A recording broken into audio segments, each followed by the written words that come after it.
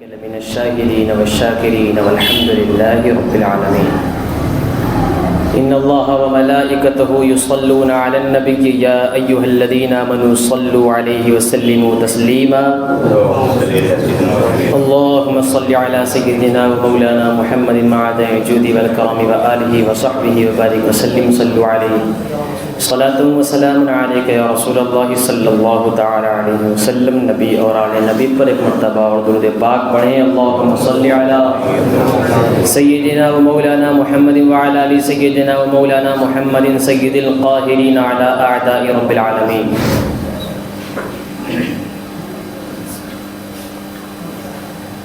اللہ نے ارشاد فرمایا کہ جب تم میں سے دو گروہوں نے بزدلی دکھانے کا ارادہ کیا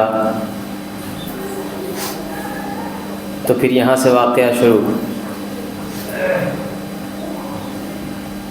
اللہ ارشاد فرماتا ہے واللہ ولی المؤمنین، بزدلی نہ دکھاؤ، اللہ تمہارا مددگار ہے. حضرت جابر رضی اللہ تعالیٰ عنہ ارشاد فرماتے ہیں کہ دو گروہ، ایک بنو حارثہ ایک بنو سلمہ یا بنو خزرج، ان دونوں نے جب رئیس المنافقین عبداللہ بن ابی اور اس کے گروہ کو بھاگتے ہوئے دیکھا تو یہ پسپا محسوس کرنے لگے. جب اپنے آپ کو دیکھا کہ ہم کمزور ہو جائیں گے اگر ایک بڑی جماعت ہم سے دور ہو جائے گی، تو انہوں نے بھی ارادہ کیا کہ ہم بھی اپنا راستہ تبدیل کر رہے ہیں، رسول اللہ کو چھوڑ دیں. ارادہ کیا مگر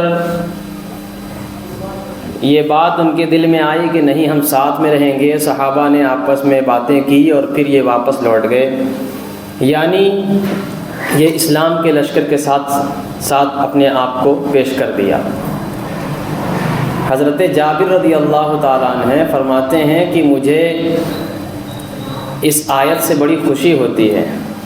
حالانکہ اس آیت میں خوشی کا کوئی پہلو ہے کہ اللہ ارشاد فرماتا ہے کہ جب تم میں سے دو گروہ نے بزدلی نامردی دکھانے کا ارادہ کیا، دکھایا نہیں، بزدلی دکھا کے پیٹ پلٹ کر بھاگے نہیں، بلکہ صرف ارادہ کیا. اسلام کو اس وقت اقامت کی ضرورت تھی، اسلام قائم ہو جائے. اللہ نے ارشاد فرمایا واللہ ولی المؤمنین. حضرت جابر فرماتے ہیں کہ اس میں بزدلی کی بات ہے، یہ ہونے کے باوجود مجھے خوشی اس لیے ہوتی ہے کہ یہ ہمارے اوپر نازل ہوئی تھی اور ہم وہی تھے جنہوں نے ارادہ کیا تھا لوٹنے کا، اور اللہ نے جو یہ آیت نازل کی، مجھے اس بات کی خوشی ہے کہ یہ آیت ہم پر نازل ہوئی اور ہمارے بارے میں اللہ نے ارشاد فرمایا واللہ ولی المؤمنین، کہ اللہ مومنین کے ساتھ ہے، مومنوں کا مددگار ہے. یہ وہ زمانہ تھا کہ جب 2x2 کچھ نہیں، صرف اور صرف موت اور زندگی. میدان عمل میں بندہ کود گیا، اس کو بس دو ہی بات معلوم ہے، یا زندگی یا موت. آج کا دوسرا ماحول ہے، علم کی طاقت اور دور اندیشوں کی دور اندیشی. اگر یہ نہیں تو سوائے موت زندگی کے کوئی نہیں، فقط موت. تاریخ سب نے پڑھی، پڑھنے والے پڑھ رہے ہیں، سننے والے سن رہے ہیں، لیکن یہ ایسی اندھکار کی پٹی آنکھوں پر بندھی ہوئی ہے کہ کسی کو سوجھنے کی طاقت نہیں ہے، اور سوجھنا چاہے تو وہ سوجھنے کی طاقت بھی نہیں رکھتا. اور ایک قوم کھڑی ہے جو اس کو دکھانے پر پابندی لگاتی ہے. ایک دور تھا میدان عمل سے بھاگنے کے بارے میں، جہاں پہ اللہ تبارک و تعالیٰ نے آیت کا نزول کر دیا. لیکن یہ ہر دور میں جب اللہ کی راہ میں کودنے والے کودیں گے، یہی آیت ان کی رہنمائی کر رہی ہے، یہی آیت رہنمائی کر رہی تھی، یہی آیت رہنمائی کرتی رہے گی. اذ ہمت طائفتان منکم ان تفشلا. اللہ تبارک و تعالی مومنوں کا مددگار ہے. مومن کسے کہتے ہیں؟ کہ جس سے اس کا اپنا بھائی اس کی زبان سے، اس کے بیان سے، اس کے ہاتھ سے، اس کی حرکات و سکنات سے محفوظ رہے۔ یہ مومن کی پہچان ہے، یہ حدیث پاک میں ہے، لیکن مومنوں کی پہچان یہی ہونے کے باوجود مومنوں کا حال یہ ہے کہ کوئی زبان سے اپنے بھائی کو تکلیف دیتا ہے، کوئی ہاتھ سے، کوئی اپنی حرکات و سکنات سے۔ اب بتاؤ، جب تم آپس میں اس طرح سے لڑ مرو گے تو پھر تمہارا کون لیڈر ہوگا؟ کون تمہاری قیادت کرنے کے لیے تیار ہوگا؟ پھر چیخ پکار کرنے کا کیا فائدہ ہوگا کہ ہمارے پیر صاحبان نہیں آتے، ہمارے لیڈر صاحبان نہیں آتے، ہمارے قائدین ہماری قیادت نہیں کرتے؟ کوئی فائدہ نہیں ہوگا۔ اس لیے کہ جب کوئی دور اندیش، کوئی رہنما کھڑا ہوتا ہے تو وہ سامنے اپنے کھڑی تعداد دیکھتا ہے کہ یہ ہمارے ہو کے رہ گئے یا نہیں رہ گئے۔ ان کو اس بات کی فراست سے ان کو علم ہو جاتا ہے کہ سامنے جو میرے ساتھ کھڑے ہیں یہ وقت پر ہمارے ساتھ کھڑے رہیں گے یا نہیں کھڑے رہیں گے۔ آج ہمارے اور آپ کے درمیان میں ایسے بہت سارے اسی مسجد میں ابھی جمع ہیں اور بہت سارے جمع ہو جائیں گے جو میرے پیچھے نماز پڑھنے کے لیے آ رہے ہیں، لیکن اگر میں کوئی ایسی بات کہہ دوں جو سب کے لیے ہو، لیکن خدا نخواستہ وہ بات ان کے خلاف ہو جائے تو ذرہ بھر تھوڑی دیر تک اس کو اس بات کا ملال رہے گا کہ یہ میرے اوپر فٹ ہو رہی ہے، اور ایسا لگتا ہے کسی نے ان کو بتا دیا ہے، تو جس کی وجہ سے اس کا پاؤں متزلزل ہو جاتا ہے، پھر وہ نظریں چرانے لگتا ہے۔ ایسی حالت ہم نے خود کی بنا رکھی ہے، اور پھر ہم اگر اپنے قائدین کو آواز دیں تو کیا قائد نہیں جانتے؟ یہ قوم جو ہمارے استقبال کے لیے نعرہ لگا رہی ہے، جب ہم آئیں گے اور میدان عمل کی بات کریں گے تو ان کا حال کیا ہوگا؟ یہ آدھے بھاگ جائیں گے۔ مجھے یاد آتا ہے حضور مجاہد ملت کا وہ زمانہ جو تاریخ کی کتابوں میں آج بھی روشن ہے۔ سرکار مجاہد ملت 8 مرتبہ جیل کی سلاخوں کے اور سلاسل پابند تھے، جیل کے اندر 8 مرتبہ گئے۔ کس کے لیے گئے؟ ان کا ذاتی کوئی مقدمہ نہیں تھا، ان کی کوئی ایسی بات نہیں تھی جس کی وجہ سے انہیں گرفتار کیا جائے۔ انہوں نے حکومت کے سنویدھان کے متعلق جو باتیں تھیں ان کے گوش گزار کرنا شروع کیا۔ ان کی ہر مجلس میں، ہر جلسے میں CID ہوا کرتی تھی، کتابیں پڑھیے۔ ہر مجلس میں، ہر جلسے میں ان کے CID موجود ہوتے تھے۔ اس وقت موبائل کا زمانہ نہیں تھا، بلکہ تیز رفتار سن کر لکھنے والے لوگ موجود تھے جو رپورٹر کی حیثیت سے جاتے تھے، جو سرکار مجاہد ملت بیان کرتے تھے وہ لکھتے تھے۔ مزید اس میں جب سرکار مجاہد ملت کو پھنسانا ہوتا تو اس میں اپنی طرف سے الفاظ کو گڑھ لیا کرتے تھے، اور پھر وہ CID جا کر کے وہ کیس فائل ہوتا، مجاہد ملت حبیب الرحمان شاہ رحمۃ اللہ تعالی علیہ کو گرفتار کیا جاتا، پیشی ہوتی، آپ وہی کہتے یہ میری تقریر نہیں ہے، اب تو یہ میری تقریر بچی بھی نہیں کہ اس میں میرے الفاظ بھی نہیں۔ اس زمانے میں جب تنہا مجاہد ملت پوری امت کے لیے لڑ رہے تھے، اس زمانے کے لوگ بھی ایسے ہی تھے کہ وعلیکم السلام، سلام علیکم، دم درود کر دیجئے حضور، دسترخوان پہ آ جائیے حضور، ہمارے ہاں شادیوں میں آ جائیے، ہماری گدی اور دکانوں کا افتتاح کر دیجئے۔ لیکن جب وہ پکارتے تھے تو کتابوں میں آج بھی موجود ہے، ایک بڑا طبقہ آپ سے دور ہو گیا، یہ کہتے ہوئے کہ ان کے ساتھ رہتے ہیں تو ہمیں خطرہ ہمارے سر پہ منڈراتا ہے۔ پھر آپ اگر یہ کہیں کہ ہمارا پیر آ جائے، ہمارا قائد آ جائے، آپ انہیں آگ میں جھونکنا چاہتے ہیں۔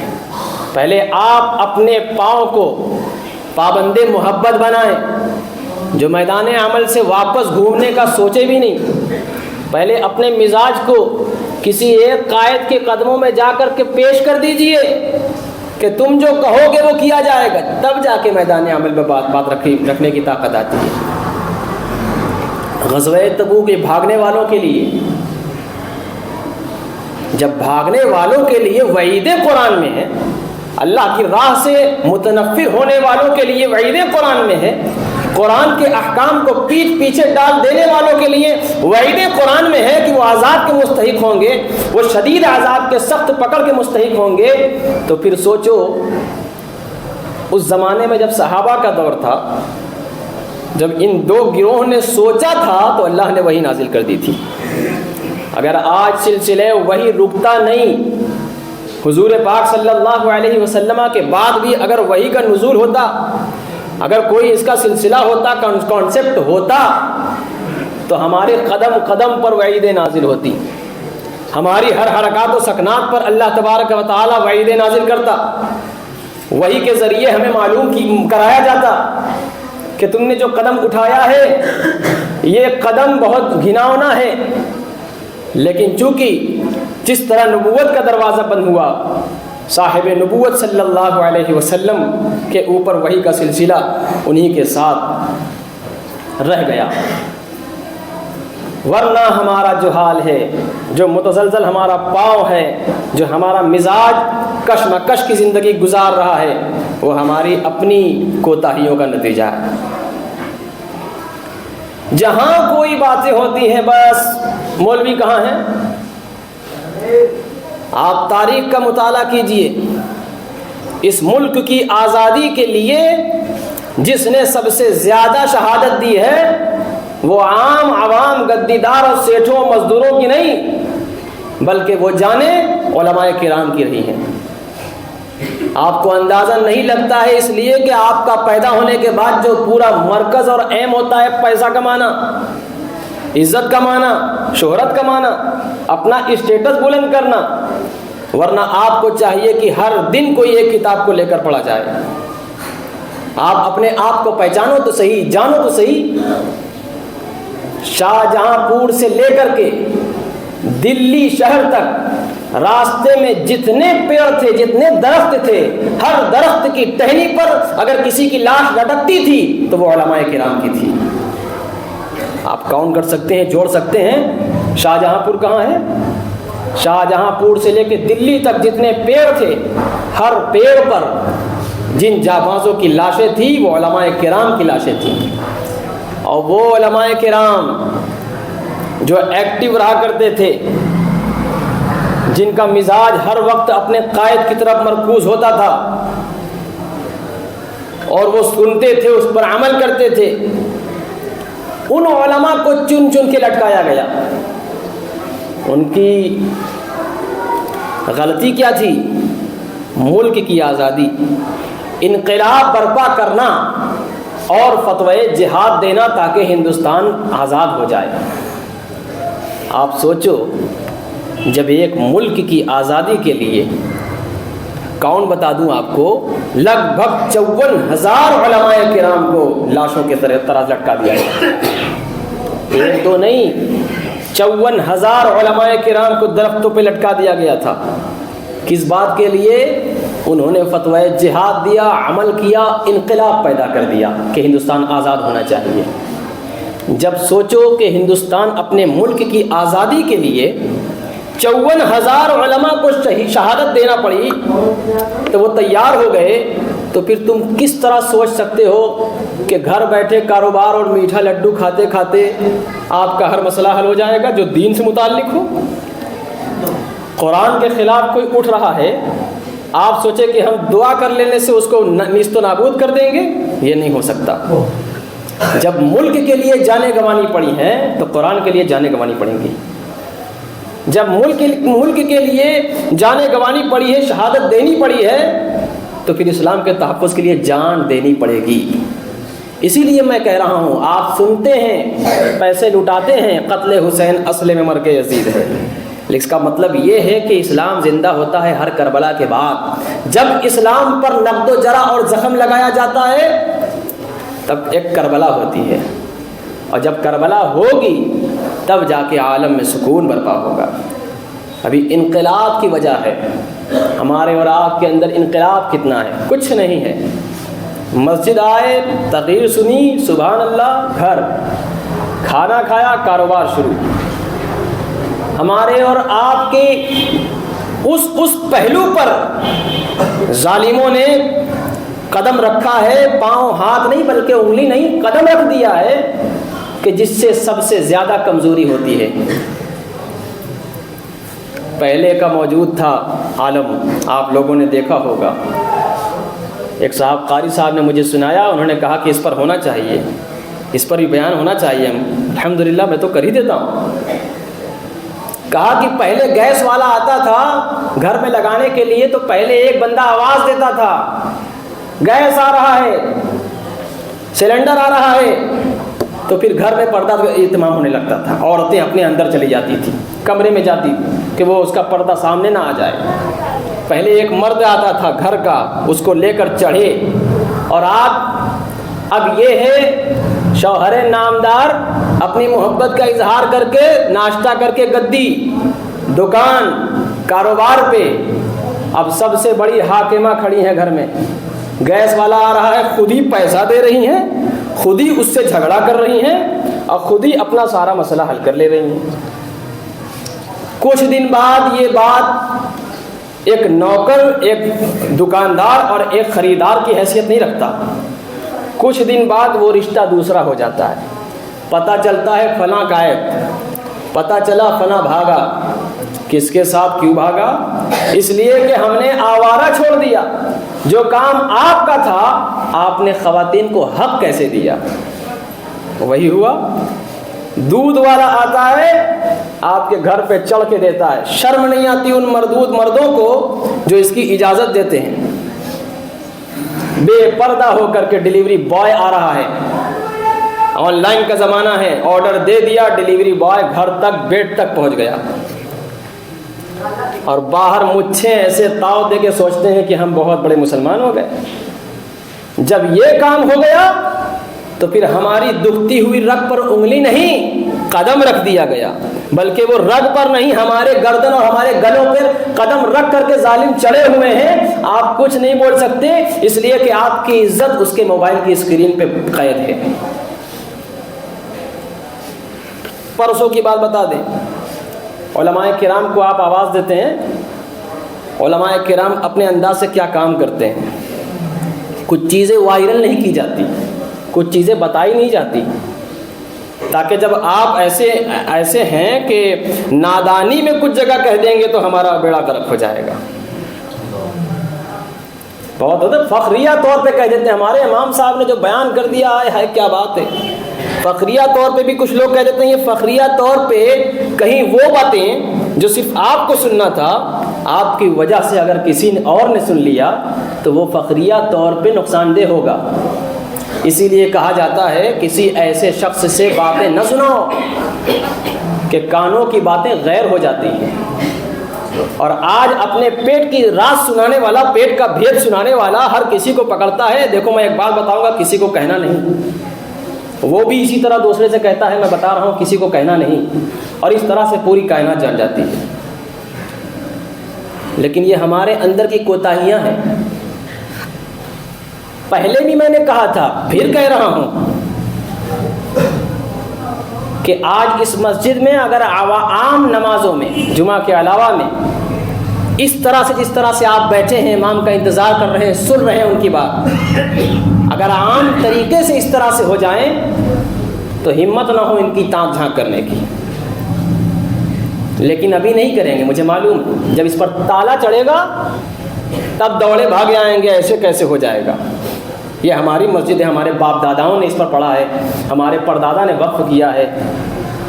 تو یہ بات کی جو ماتم کشی ہے نا، یہ کوئی کام کی نہیں ہے. سرکار مجاہد ملت جب آئے تھے گیان واپی میں، اور جب یہاں آ کے خطاب کیا، 5 دن قریب نماز پڑھائی، اس وقت سنیوں کے ہاتھ میں تھی. میں نے یہی بات اس وقت بھی کہی تھی. جب مفتی باطن آپ کو بتا دیتا ہوں، آج سے 2 سال قریب ہوا جب مسئلہ اٹھا تھا اس کا تازہ پھر سے، تو میرے پاس مسجد کے کسی شخص نے لفافہ دیا تھا. وہ لفافہ مفتی باطن کی طرف سے آیا تھا. بتائیے کہ میں اس کو نہیں جانتا، نام سے جانتا ہوں، لیکن وہ مجھے بھی جانتا ہے، میرے نام کو بھی جانتا ہے، میں کہاں سے مرید ہوں یہ بھی جانتا ہے. لیٹر پہ لکھا تھا مولانا حمزہ اسماعیلی. جب یہ سب کچھ آپ کو معلوم ہو سکتا ہے تو میری بات آپ تک پہنچتی بھی ہوگی. لیکن پھر بھی پیغام لانے والے کو میں نے کہا تھا کہ بہت اچھا کام کیا کہ کسی طرح سے یاد کیا، لیکن یہ پیغام ضرور پہنچا دینا کہ صرف چندہ اتارنے کے لیے ہم سے اعلان نہ کروائیے. ہنگامی میٹنگ کر کے علماء کو بلائیے, بتائیے, پیش کیجئے کہ آپ کر کیا رہے ہیں, اندر کیا کھچڑی بن رہی ہے. کم سے کم ہمیں یہ بھی تو علم ہونا چاہیے کہ اندر کیا کیا مسئلہ ہو رہا ہے.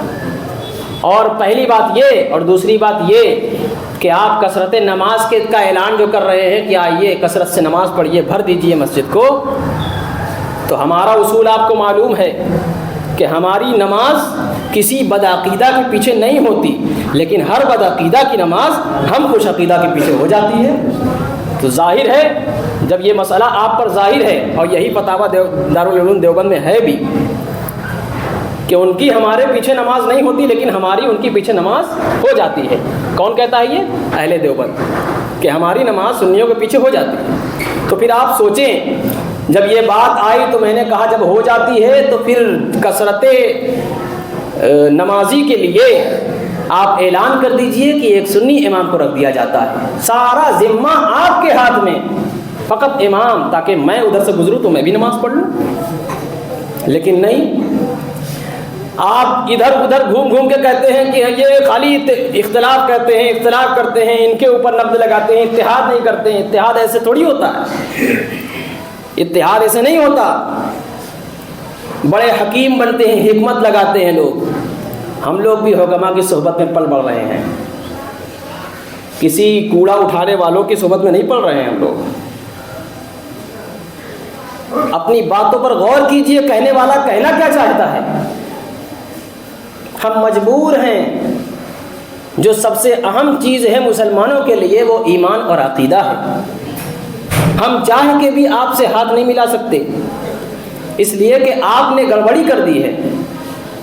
جس طرح سے لیٹر پیڈ ہمارے تک آپ نے چندہ کے لیے پہنچایا کہ اعلان کر دیجئے مقدمہ کے لیے چندہ چاہیے, اسی طرح سے آپ ایک لیٹر پیڈ یہ بھی پہنچا سکتے تھے کہ آج سے نماز پڑھانے والا سنی امام ہوگا, جس کو چاہے آ کے نماز پڑھے, اور میں یہاں سے اعلان کرتا ہوں کہ سارا ذمہ آپ ہی کے ہاتھ میں رہے گا, جو ہو سکے گا ہم کریں گے. لیکن کوئی بات نہیں ہوئی. اور پھر جب ایک دن آئے گا, آج رونا دھونا ادھر ادھر ماتم کوئی فائدہ نہیں دے گا. ہم نے اپنی آنکھوں کو دیکھا ہے, آنکھوں سے دیکھا ہے, کسی کو احتجاج میں بلانا نہیں پڑتا, خود بخود لوگ اکٹھا ہو جاتے ہیں. اے مدن پورہ کے مسلمانوں, میں ببانگے دوحل اور حق کے ساتھ میں اس مسجد سے اعلان کرتا ہوں, آج بھی بنارس شہر میں تمہارا محلہ آئیڈیل کی حیثیت رکھتا ہے. لوگ تمہیں اچھا, سچا, بہتر مسلمان جانتے ہیں, لیکن اس وقت معلوم ہے سب سے زیادہ گالی جو سننے والا علاقہ ہے وہ ہمارا اور آپ کا علاقہ ہے. جب لوگ اپنے سینے پر پتھر رکھ کر کے احتجاج, پورا سراپا احتجاج بن جاتے ہیں اپنے کاروبار بند کر کے, اور پلٹ کے جب دیکھتے ہیں اس طرف تو دیکھتے ہیں ہمارا داہنا بازو ٹوٹا ہوا ہے, اور وہی بائیں بازو والے لوگ ہمیں کہتے ہیں کہ فون کر کے مجھ سے کہتے ہیں, مجھ سے فون کر کے کہتا, میں نے جب فون کیا کیا حال ہے, کیا ماحول ہے, تو بندہ کہتا ہے کہ حضرت آپ لوگ اپنی طرف بھی کچھ کروائیے. کم سے کم اللہ کے رسول صلی اللہ علیہ وسلم نے ارشاد فرمایا کہ جب فتنہ اٹھے تو قتال کرے, نہ ہو سکے تو پھر ایسے کرے, نہ ہو سکے تو ہاتھ سے روکے, نہ ہو سکے تو زبان سے روکے, وہ بھی نہ ہو سکے تو دل سے برا جانے. اور یہ سب سے انتہائی درجے کا نچلا ایمان ہے, کمزور ایمان. آپ کس کیٹیگری میں ہیں بتائیے, آپ کس کیٹیگری میں ہیں؟ نہ آپ نے قتال کے ذریعے سے روکا, نہ ہاتھ سے روکا, نہ زبان سے روکا, حتیٰ کہ دل سے بغض کہہ دیا, بہت برا کر رہا ہے. تو خوش نہ ہو جاؤ کہ ہم حدیث کی روشنی میں کم سے کم کسی ایک پہلو پر نظر رکھ کے اس پر عمل کرتے ہیں, بلکہ ایک اور بات تو سن لو کہ یہ علامت کمزور مسلمانوں کی علامت ہے. ہمارے پاس نفاستیں, ہم پہچانے جاتے ہیں اپنے پہناوے سے. ہم مدن پورہ کے ہیں, ہم پہناوے سے پہچانے جاتے ہیں. ہماری ٹوپی بہت اچھی ہے, ہم میچنگ والا کرتا کپڑا پہنتے ہیں, بہتر خرچہ کرتے ہیں, قیمتی لباس پہنتے ہیں. اسی لیے ہم دوسروں کو گری نظر سے دیکھتے ہیں. نفس موٹا ہو گیا, غرور کی چربی ہمارے دلوں پر چڑھ گئی ہے.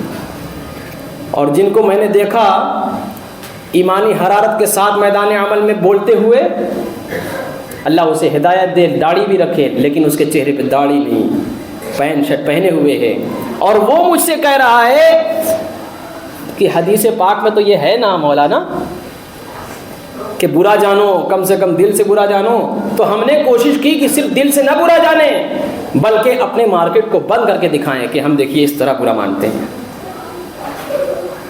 اور اللہ کا بڑا شکر ہے، کوئی مسلمان شاید کوئی ہو جس کے گھر میں روٹی کے لیے آٹا نہ ہو، دال کے لیے اس کے لیے پانی نہ ہو۔ روٹی دال تو کھا سکتے ہیں،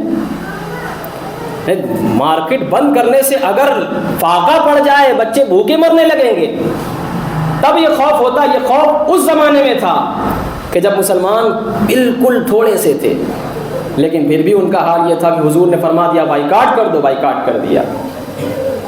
میدان عمل سے بھاگ جائیں گے تو کیا ہوگا؟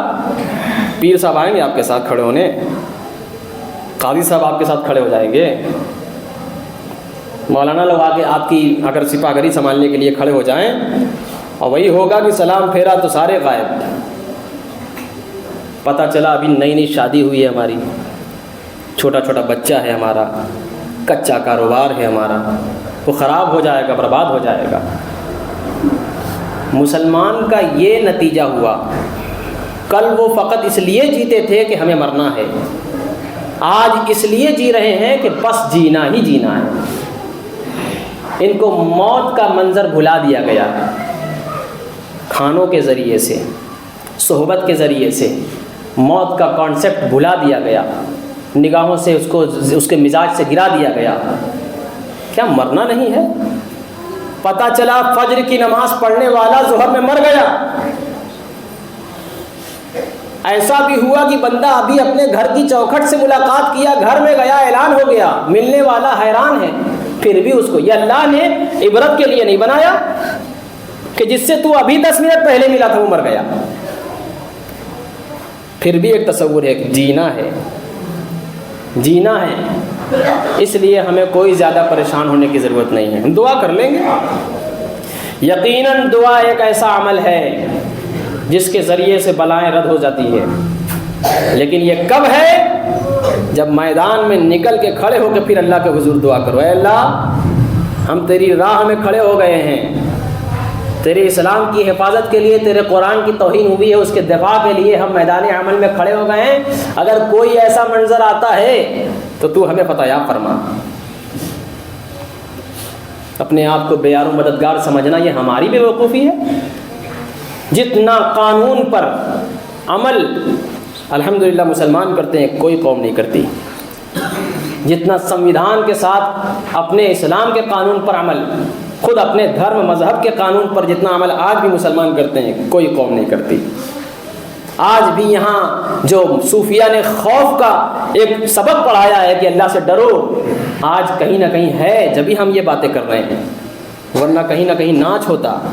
ہمارے اور آپ کے گھر میں رسم بد اس طرح ننگا ناچ کرتی کہ ٹوپیاں ہمارے سروں پر نہ ہوتی، داڑھی ہمارے چہرے پر نہ ہوتی۔ یہ ضرور صوفیاء کرام کے وہ منظر جنہوں نے وہ سبق ہمیں پڑھایا، ہمارے ماتھوں میں لکھ دیا کہ خوف بہت ضروری ہے، اللہ سے ڈرو، اللہ سے ڈرو۔ اس لیے غزوہ تبوک تھا، غزوہ تبوک حضرت کعب بن مالک رضی اللہ عنہ فرماتے ہیں کہ میں غزوہ تبوک کے علاوہ ہر جنگ میں حضور کے ساتھ تھا، لیکن معلوم ہے صرف ذرا سی بات پر دیکھیے کیسے ان کی پاؤں میں زنجیر باندھی جاتی ہے۔ صحابی ہیں، ہماری کیا اوقات ہے؟ ہماری اوقات کیا ہے؟ ان کے پاؤں کے دھول کے برابر ہماری حیثیت نہیں۔ یہ صحابی ہیں جو حضور کے ساتھ میں جنگ پر جنگ، غزوہ پر غزوہ کرتے جا رہے ہیں، اسلام کا علم بلند کرتے جا رہے ہیں، لیکن جب غزوہ تبوک پیسہ کما لیا، غزوہ تبوک آنے سے پہلے حضرت کعب بن مالک پیسہ کما لیا، آپ نے بہت پیسہ ہو گیا، دولت مند ہو گئے۔ پہلے ایسا تھا کہ کچھ پیسہ نہیں تھا، جو بھی مسلح ہو کے جو بھی ہاتھ میں ملی، چھوٹی تلوار بڑی نکل گئے، پیسہ نہیں تھا۔ لیکن جب پیسہ کمانا شروع کیا تو اتنا پیسہ ہو گیا کہ انہیں شوق بھی ہوا، کپڑے کے بڑے شوقین تھے۔ حدیث پاک میں ہے صحیح بخاری میں کہ کپڑے پہنتے تھے۔ حدیث پاک میں لفظ ہے کہ جب وہ اعلان ہو رہا تھا غزوہ میں نکلنے کے لیے تو اپنے بناؤ سنگھار میں تھے، آئینہ میں دیکھ کے وہ دیکھتے تھے کہ مطلب بڑا اچھا لگ رہا ہے، اور پھر یوں کرتے تھے، اور فراخی کی زندگی ان کو مل گئی، دولت ہو گئی، روز نکلتے بازار میں اور گھومتے، اپنے من مطابق سوچتے یہ لے لیں گے، غزوہ تبوک کا اعلان ہو گیا ہے، یہ لے لیں گے، وہ لے لیں گے، اور بس جاتے اور دیکھتے، پسند کرتے، لیتے کچھ نہیں، واپس چلے جاتے شام کو۔ پھر یوں ہی نکلتے، کئی مرتبہ ایسا ہوا واپس آ گئے، کچھ نہیں لیا، کل لے لوں گا، ابھی 4 دن ہے، ابھی 5 دن ہے، ابھی 6 دن ہے۔ لیکن میں بتا دوں آپ کو، حدیث پاک میں ہے، حضور صلی اللہ علیہ وسلم نے جتنی جنگ اور غزوہ کا اعلان غزوہ عمل میں آیا، تو ہر غزوہ اور ہر جنگ کا اعلان نہیں فرمایا، بلکہ کانوں کانوں خبر پہنچائی، خاص صحابہ کو اپنے قریب بلا کر کے مشورہ لیا اور کہا ایسا ہونا چاہیے، ویسا ہونا چاہیے، یہ بات پھیلنی نہیں چاہیے۔ اچانک سے اعلان کر دیں گے شام کو نکلنا ہے، صبح اعلان ہو گیا، لیکن غزوہ تبوک کا اعلان رسول اللہ نے بہت پہلے کر دیا کہ پھیلا دو پورے مدینہ میں کہ ہم غزوہ تبوک کے لیے تیاری کریں۔ جب یہ اعلان ہو گیا تو حضرت کعب بن مالک فرماتے ہیں کہ چونکہ اس وقت میرے پاس پیسہ نہیں تھا، اب فراخی آ گئی، دولت مند ہو گیا، تو پہلے میرے پاس ایک سواری نہیں ہوتی تھی، اب میں دولت کے ذریعے سے 2 سواریاں رکھتا تھا۔ تو میرے ذہن میں تھا کہ میرے پاس دولت ہے، گاڑی نہ تھا، آج گاڑی والے لوگ سمجھتے ہیں کہ ہم فوراً پہنچ جائیں گے میدان عمل میں، اس وقت انہوں نے یہی سوچا تھا کہ میرے پاس پہلے سواری نہیں تھی، اب 2 سواری ہے۔ رسول اللہ نے اعلان کیا غزوہ تبوک کے لیے، اب یہ غزوہ تبوک کہاں ہے؟ 80 میل قریب، اور زیادہ بلکہ مدینہ شریف سے بہت دور ہے، 80 میل ہم کہہ رہے ہیں، قریب 900 کلومیٹر ہے، اتنے دور پر ہے۔ اور رسول اللہ صلی اللہ علیہ وسلم نے فرما دیا، تو انہوں نے سوچا کہ چونکہ پیدل صحابہ ہیں، وہ جائیں گے، جب تک پہنچیں گے تب تک میں 2-4 دن آرام کر کے اپنے سارے چیزوں کو تیاری کر کے، سارے شوق کو پورا کر کے سواری کے ذریعے سے میں پہنچ جاؤں گا۔ پھر سوچا کہ اچھا اتنا پہنچ جائیں گے تو جو 4 دن 5 دن کا سفر ہے میں 2 دن میں کر لوں گا، 1 دن میں کر لوں گا۔ اور یہی وہ فرماتے تھے، اور بازار میں جائیں جنگی حالات کے لیے کچھ ساز و سامان لینے کے لیے، تو دیکھتے کہ ابھی کیا ضرورت ہے بوجھ لینے کی، جب چند ساعت باقی رہے گی تو لے لوں گا۔ اور یوں کرتے کرتے یہ سوچتے ہی رہ گئے کہ اب جاؤں گا تب جاؤں گا۔ غزوہ تبوک رسول اللہ پہنچ گئے، بغیر جنگ کیے ہوئے فتح یاب واپس لوٹ گئے، اور مدینہ منورہ میں آنے کی جب خبر پہنچی، اب کعب بن مالک کو بے چینی ہونے لگی۔ اب آپ نے فرمایا کہ کس منہ سے رسول اللہ کے سامنے جاؤں گا، رسول اللہ صلی اللہ علیہ وسلم کے سامنے کس منہ سے جاؤں گا، جبکہ یہ تنہا نہیں تھے، ان کے ساتھ 2 مرد صالح اور تھے، بلکہ ان کے ساتھ کل ملا کے 80 لوگ تھے جو غزوہ تبوک میں شامل نہ ہو سکے۔ رسول اللہ آئے صلی اللہ علیہ وسلم، اور پھر مسجد نبوی گئے، 2 رکعت نماز نفل پڑھی، مجلس ہوئی۔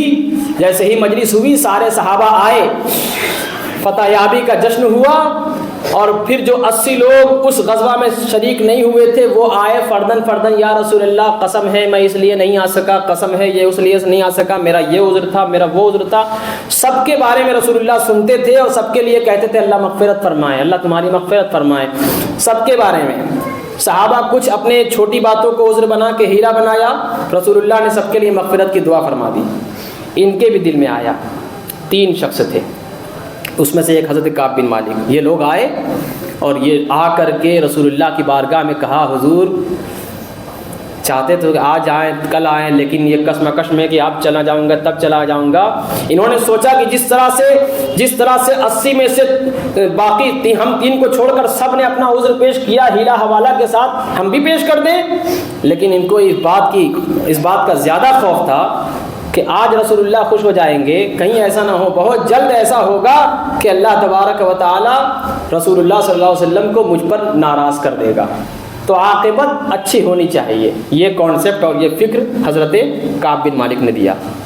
اور جب رسول اللہ صلی اللہ علیہ وسلم کی بارگاہ میں گئے، یا رسول اللہ میں نے سوچا کہ میں بھی کوئی عذر پیش کر دوں، لیکن مجھے خوف تھا، یا رسول اللہ صلی اللہ علیہ وسلم میں اپنی آسائش میں یہ اس لیے میں آپ کے ہاں غزوہ تبوک میں شریک نہیں ہو سکا۔ حضور صلی اللہ علیہ وسلم غیب داں رسول نے فرمایا، تو نے سچ کہا کہ تو ایسا ہی تھا، لہٰذا جب تک تو جا بیٹھ جا جب تک کہ اللہ کی طرف سے کوئی حکم نازل نہیں ہوتا۔ روایت میں آتا ہے 50 دن تک آپ کا سماجی بائیکاٹ کر دیا گیا، نہ کوئی آپ سے مل سکتا ہے، نہ باتیں کر سکتا ہے، نہ ان سے کاروبار کر سکتا ہے۔ راستے میں معاذ بن جبل ہیں، راستے میں آپ کے ساتھی صحابہ ہیں، دوستی میں بولنا چاہتے ہیں، وہ کہتے ہیں کیا تم بھی نہیں بولو گے؟ کہا رسول اللہ نے تو منع فرمایا ہے، بائیکاٹ کروایا ہے۔ وجہ سچ بولنے پر رسول اللہ نے کہا کہ تو نے سچ کہا کہ تو اس وجہ سے نہیں آیا کہ تجھے شوق نے آمادہ کیا، لیکن پھر بھی رسول اللہ نے کہا کہ اب رک جاؤ اس وقت تک جب تک کہ اللہ کا حکم نہ آ جائے۔ اللہ نے نازل کر دیا وَعَلَى الثَّلَاثَةِ الَّذِينَ خُلِّفُوا حَتَّى إِذَا ضَاقَتْ عَلَيْهِمُ الْأَرْضُ۔ وہ جو 3 پیچھے رہ گئے تھے، 3 کعب بن مالک کے ساتھ 2 اور، وہ جو 3 پیچھے رہ گئے تھے، حَتَّى إِذَا ضَاقَتْ عَلَيْهِمُ الْأَرْضُ، اللہ نے ان پر زمین کو تنگ کر دیا، سماجی بائیکاٹ ہو گیا۔ جب تنگ کر دیا تو گویا کہ رسول اللہ نے سماجی بائیکاٹ کروایا، کوئی ان سے ملے، کوئی ان سے نہ جلے، کوئی باتیں نہ کرے، وہ اجرت پر اپنا کھانا کھاتے کھلاتے، کوئی جھوٹ نہیں تھا، کوئی ایسی بات نہیں تھی، جبکہ پتہ تھی بغیر جنگ کے آئے تھے، لیکن پھر بھی یہ نظریہ دے دیا کہ تم دین کی راہ سے پلٹنے کے لیے کوتاہی مت کرو، بلکہ دین کی راہ میں جب اترنا پڑے تو آج کروں گا، کل کروں گا، بچے بڑے ہو جائیں، بیوی بوڑھی ہو جائے تب جا کے ایسا کروں گا، یہ نہیں، بلکہ جب پکارا جائے فوراً تیار ہو جاؤ کہ ہم چلیں گے۔ جب اس طرح سے ایمان ہمارا اور آپ کا ہوگا نا، تب جا کر کے پیر صاحبان کو بلائیے، دور اندیش حضرات کو بلائیے۔ اور ہماری غلطی ہے کہ ہم نے ان سے کسی موضوع پر نہیں بلوایا، ہم نے اپنے یہاں شادیوں میں سارا رواج جانا کہ شادیوں میں یہ ہوتا ہے، یہ ہونا ہی چاہیے، مرنی میں یہ ہوتا ہے، یہ ہونا ہی چاہیے، لیکن جلسہ میں کیا ہونا چاہیے اس کا ہمارے ذہن میں کوئی سوال نہیں۔ جلسہ کرائیے، خوب خرچہ کیجیے، اور جب قرآن اور اسلام اور مساجد کے لیے تحفظ کے لیے چندہ مانگا جائے گا تو جھولی خالی پڑی رہے گی، ارے کل ہی تو ہم نے چندہ دیا تھا۔ یہ کب تک بہانہ بازی کریں گے؟ رسول اللہ صلی اللہ علیہ وسلم کے زمانے میں حضرت کعب بن مالک کا یہ حال ہوا۔ آپ خود فرماتے ہیں اپنے بارے میں کہ میرے ساتھ یہ ہوا، میرے ساتھ یہ ہوا، میرے ساتھ یہ ہوا۔ پھر رسول اللہ صلی اللہ علیہ وسلم کی طرف سے خوشخبری آئی مہینوں بعد، آؤ ملو، ملاقات کرو۔ سوچو آپ کیا زمانہ تھا۔ آج تو آپ کو اگر کسی بند کمرے میں بند کر دیا جائے، کسی کمرے میں بند کر دیا جائے کہ تمہارا بائیکاٹ، کوئی تمہیں کھانا نہیں دے گا، تو آپ موبائل سے آن لائن کھانا منگوا لیں گے۔ لیکن آپ سوچو وہ زمانہ۔ لیکن ہمارا سننے کا کوئی مقصد یہ ہے بس ہمارا جمعہ کا وقت ہو جائے، کسی صورت 2 رکعت نماز جمعہ ہو جائے، اور بھاگے بالکل جیسے لگتا ہے کہ یہیں جیل میں بیٹھے ہوئے ہیں۔ الدنیا للکافر من الجنہ، دنیا کافروں کے لیے جنت ہے، وللمؤمن سجن، اور مومن کے لیے قید خانہ ہے۔ اگر آپ اس قید خانہ میں رہنا چاہتے ہیں تو مبارک ہو، اور اگر آپ جنت میں رہنا چاہتے ہیں تو پھر اپنے ایمان کی جلا کے لیے، اپنے دلوں پر گناہوں کے زنگوں کو دھلنے کے لیے اللہ کا ذکر کرو، اللہ والوں کی صحبت میں بیٹھو، قرآن پڑھو، ترجمہ پڑھو۔ انشاءاللہ تمہیں اللہ تبارک و تعالی ہدایت دے گا، روشنی دے گا، وہ دور اندیشی دے گا جو آپ ادھر ادھر دوسروں سے مانگتے پھر رہے ہیں۔ اللہ تبارک و تعالی سے دعا ہے سننے سے زیادہ عمل کرنے کی توفیق و رفیق عطا فرمائے۔ وآخر دعوانا الحمد